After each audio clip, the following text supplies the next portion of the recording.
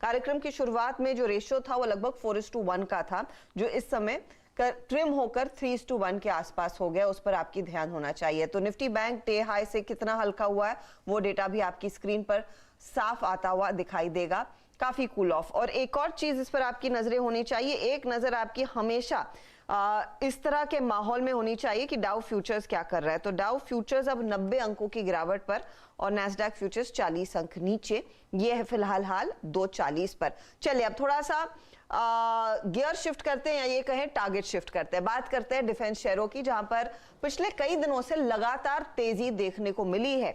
मिसाल के तौर पर आप देखिएगा, गार्डन रीच शिपयार्ड का शेयर आज 9% ऊपर है। इस महीने 17% तक के रिटर्न्स इसने दिए हैं। मझगांव डॉक जहां पर आज अच्छा खासा मोमेंटम बना हुआ है, काउंटर आपके सामने करीब 5-6% ऊपर दिखेगा।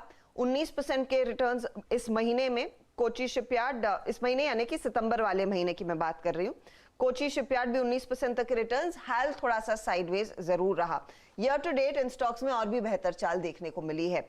अब सवाल यही है कि इन स्टॉक्स में इतनी तेजी क्यों है। हमारे साथ इलारा सिक्योरिटीज के वाइस प्रेसिडेंट हर्षित कपाड़िया जुड़ रहे हैं। हर्षित काफी क्लोजली डिफेंस कंपनियों को ट्रैक करते हैं। हर्षित, स्पेशली ये नेवी ऑर्डर्स जो फुलफिल करती हैं, गार्डन रीच, आपकी कोची शिपयार्ड, मझगांव डॉक, इन सब में बहुत बड़े पैमाने पर खरीदारी हुई है। और जिस तरह का वॉल्यूम एक्शन देखने को मिलता है, अगर आज का ही मिसाल के तौर पर देखें, गार्डन रीच में 7-8 गुना का वॉल्यूम है। अनडाउटेडली यहां पर बड़ा पैसा आ रहा है, डोमेस्टिक इंस्टीट्यूशंस परहैप्स एफआईआईज खरीद रहे होंगे। ट्रिगर क्या है इतनी बड़ी तेजी का? जी नमस्कार। तो ये ट्रिगर की तेजी है जो गवर्नमेंट इंडिजनाइजेशन ड्राइव कर रही है, वो सबसे बड़ा ट्रिगर है। और आप ऑर्डर का हम पाइपलाइन देखेंगे जो शिप बिल्डिंग कंपनीज करती है, शिप्स बनाती है, वॉरशिप्स या सबमरीन, वो और अच्छी हो गई है। उस पर और क्लैरिटी हमें मिल गई है। ऑलमोस्ट 1 लाख करोड़ की जितनी पाइपलाइन है नेक्स्ट 4 से 5 साल के लिए, ओनली ऑन शिप बिल्डिंग, और सबमरीन की another close to around 50,000 crore. तो करीबन 1.5 लाख करोड़ की मेरे पास पाइपलाइन विजिबिलिटी हो गई है। और आप अगर बाकी के डिफेंस स्टॉक से देखेंगे, भारत इलेक्ट्रॉनिक्स है या हिंदुस्तान एरोनॉटिक्स है या भारत डायनामिक्स है, उनसे ये कम चले थे। तो अभी वो जो नहीं चले थे उनको ज्यादा अपलिफ्टमेंट मिल रहा है। एग्जैक्टली आपका व्यू एचएल पे क्या है हर्षित? मैं जानना चाहूँगा। एक बड़ा रनअप, और आई थिंक CY22 अगर किसी स्टॉक को बिलोंग करता है तो मेरे ख्याल से बी और एचएल दोनों को बिलोंग करता है। बट एग्जैक्टली अभी अब लाइट कॉम्बैट एयरक्राफ्ट, वो अगर आप देखें मैदान में है। एक और चीज़ जो मैं पढ़ रहा था जो कि काफ़ी इंटरेस्टिंग लगी मुझे, वो ये कि HL is now getting lot of maintenance business in I think African continent, जब से रशिया एंगेज रहा है इस वॉर में। और क्योंकि सुखोई वहाँ भी अगर आप देखें रशिया ने सेल किया था, क्या मेंटेनेंस बिजनेस भी एचएल के पास काफ़ी आया है इस बार? तो आप अगर देखिए, उनका जो मेंटेनेंस वाला जो बिजनेस है, स्पेयर पार्ट जिसको हम लोग बोलते हैं, उसका रन रेट अभी 15,000 करोड़ के जितना था एवरी ईयर का ऑर्डर इनफ्लो, जो अभी क्योंकि हम लोग इंडिया में खुद सुखोई अभी बनाते हैं, हेल बनाता है, तो रन रेट अराउंड 20,000 करोड़ हो जाएगा। तो नंबर बहुत ही बड़ा हो रहा है। तो 20,000 करोड़ की रन रेट एवरी ईयर आपको मिलते रहेगा, और 20,000 से ज्यादा ही होगा। एक ये सबसे बड़ा ट्रिगर है।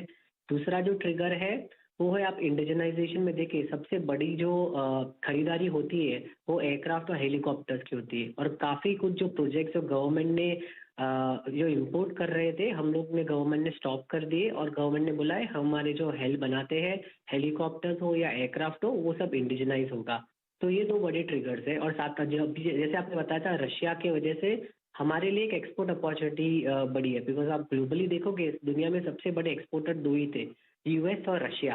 अभी रशिया जो अपने वॉर की वजह से खुद को पहले रीबिल्ड करेगा, तो बाकी जो छोटे देशों है जिसको सप्लाई चाहिए एयरक्राफ्ट की, हेलीकॉप्टर्स की, वो इंडिया पॉसिबली दे पाएगा। और वो रशियन इक्विपमेंट को अच्छी तरह समझता भी है, तो वो भी एक अपॉर्चुनिटी का ट्रिगर बनता है। जैसे इजिप्ट है या मलेशिया है, जहाँ पे हम लोग ये बात कर रहे हैं अभी। मुझे याद है हाल के मैनेजमेंट ने कहा भी था कि मलेशिया में वो एक दफ्तर भी खोलने वाले हैं उस बिजनेस को अग्रेसिवली सर्विस करने के लिए। Coming back to the navy orders, आपने कहा लगभग 1.5 लाख यहाँ पर करोड़ के ऑर्डर्स रहेंगे। इसमें गार्डन रीच के हाथ कितना हिस्सा लगता हुआ दिखाई देगा? कितना आपको लग रहा है मझगांव वर्सेस कोची सर्विस करेगा? क्योंकि आज स्पेशली गार्डन रीच देखे तो बहुत तगड़े वॉल्यूम्स पर ये तेजी देखने को मिली है।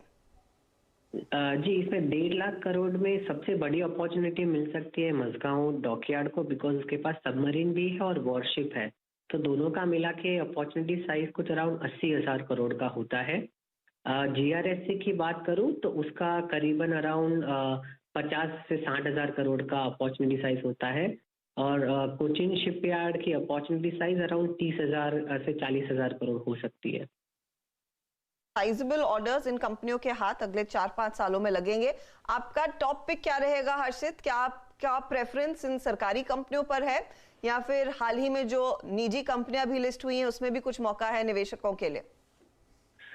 जी, इसमें सबसे पहली बेनिफिट जो है वो सब डिफेंस की कंपनीज, पीएसयू कंपनीज को ही मिलेगी। उसमें मेरा टॉप पिक अभी भी जीआरएससी है, स्मॉल कैप और मिड कैप साइड पे, और लार्ज कैप साइड पे हिंदुस्तान एरोनॉटिक्स है। और जैसे आपने बताया कि छोटी कंपनीज जो कंपोनेंट्स और सबसिस्टम्स बना रही है, जिसको भी गवर्नमेंट इंडिजिनाइज कर रही है, उसमें नाम है डेटा पैटर्न्स है, पारस डिफेंस है, डायनेमिक टेक्नोलॉजीज और एक्स्ट्रा वीव, जो कंपनी हमें अच्छी लगती है ये स्पेस में।